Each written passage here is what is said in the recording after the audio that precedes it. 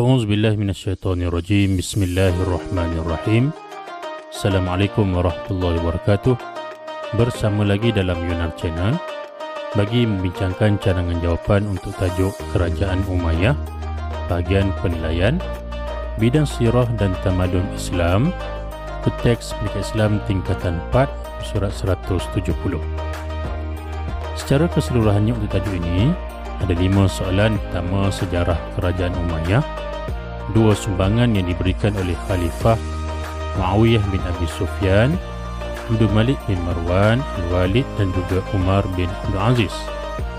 Kemudian soalan ketiga, terangkan 2 faktor kegemilangan, kemudian faktor kemerosotan, huraikan iktibar yang boleh diambil daripada pemerintahan Kerajaan Umayyah, dan seterusnya soalan kebat berkaitan dengan kepimpinan Umar bin Abdul Aziz. Jadi bagaimana cara untuk mencontohi kepimpinan beliau. Jadi teruskan menonton video ini sehingga ke akhirnya untuk sama-sama pelajar membuat ulang kaji dan menjawab setiap soalan yang ada dalam teks berkaitan dengan tajuk Kerajaan Umayyah. Soalan pertama, jelaskan sejarah Kerajaan Umayyah secara ringkas. Terlebih dahulu kita lihat sedikit berkaitan dengan era pemerintahan Islam. Pertama, zaman Rasulullah.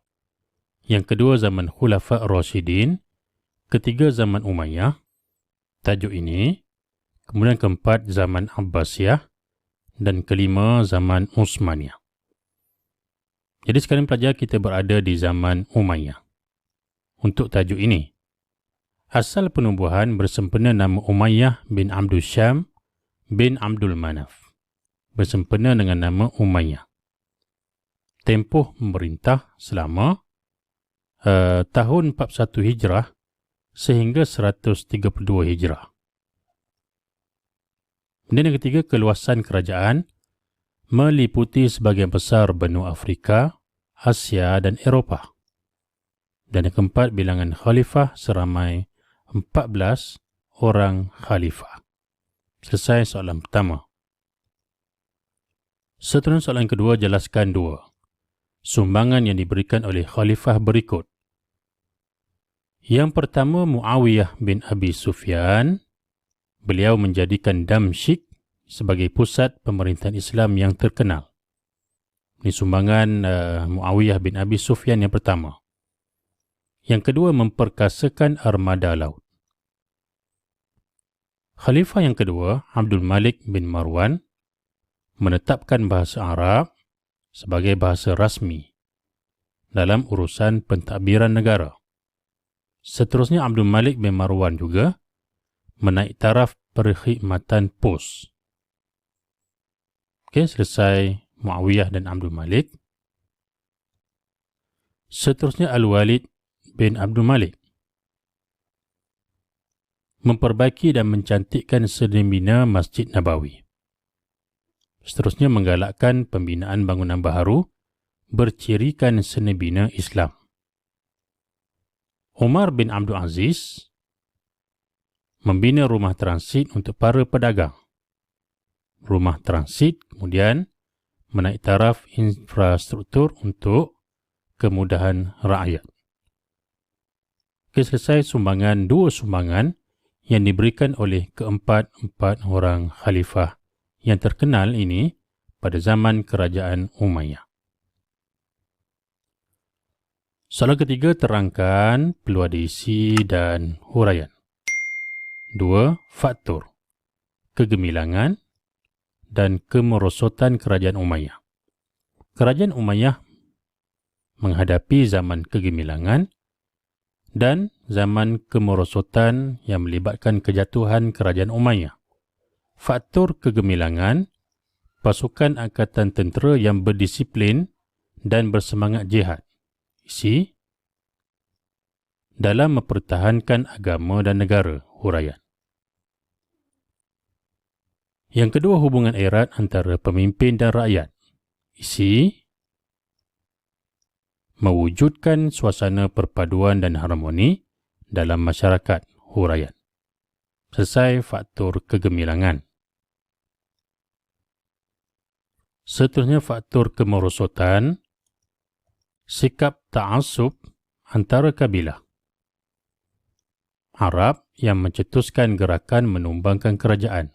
Sampai sini isi yang mencetuskan gerakan menumbangkan kerajaan huraian.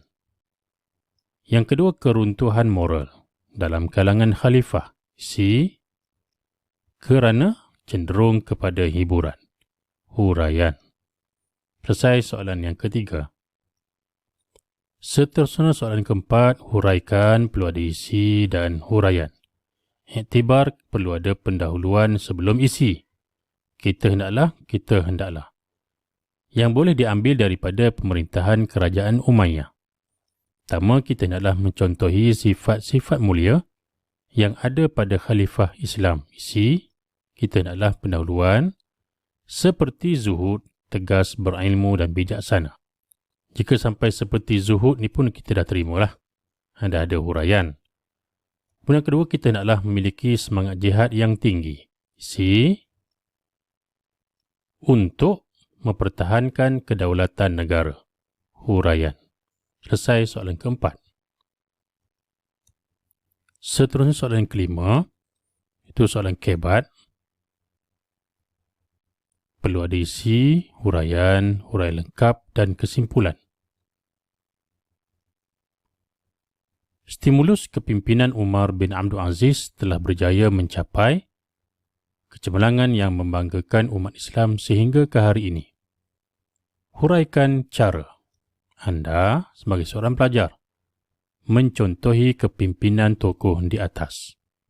Jadi antara cara yang boleh kita buat untuk mencontohi kepimpinan Umar bin Abdul Aziz sebagai seorang pelajar, saya akan bersungguh-sungguh mencari ilmu. Isi, agar dapat memimpin negara dengan cemerlang pada suatu hari nanti. Huraian.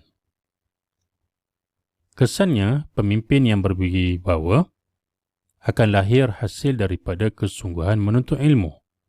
Huraian lengkap. Oleh itu, kita hendaklah kesimpulan sentiasa mengutamakan pembelajaran agar menjadi orang yang berguna untuk negara kelak. Okey, kesimpulan selesai. Isi, huraian lengkap dan kesimpulan. Selesai soalan kelima dan soalan terakhir untuk tajuk kerajaan Umayyah. Jadi sekadar itu saja. Sekian, terima kasih untuk perbincangan cadangan jawapan untuk tajuk kerajaan Umayyah. Semoga berjaya dalam SPM nanti. Terima kasih, subscribe Yunar Channel. Wabillahi taufiq wal hidayah. Assalamualaikum warahmatullahi wabarakatuh.